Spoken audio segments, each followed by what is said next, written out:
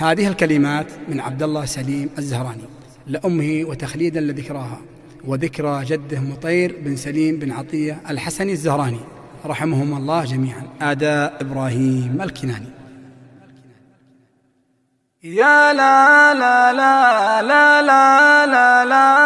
لا لا لا لا يا لا لا لا لا لا لا لا لا لا لا 20 عاما مر وانتي بعيدة يا بنت شيخ هز رؤوس النوايف أمن الآلام ما لي يكون القصيدة يا بنت من ساد البلاد والعرايف يعرف يرد المخطية والمكيدة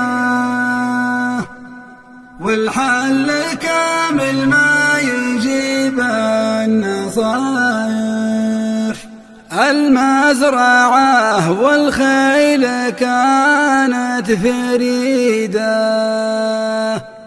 يا من بها العاني ولو كان خايف المعرفة والحكمة كانت رصيدة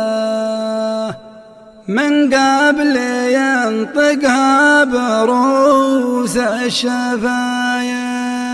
يا ما تعنت لا علوم عنيدة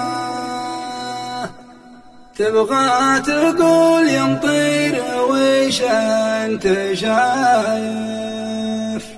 معارف الأجداد ما هي وليدة ما هزها إلا الموت لله خايف يقدر يجيب الفكرة اللي شريدة لا عميت أبصار القلوب النظايف أبشرك يوم بحاجة جديدة بنيت لك شي مكلف كلايف يلي كما الخيل الشرود العنيدة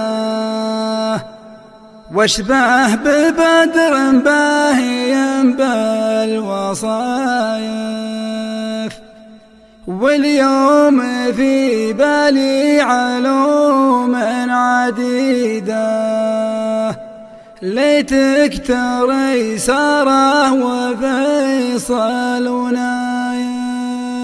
اتغيرت الأحوال عجرة وسيدة قرر القرار ولا بقي علم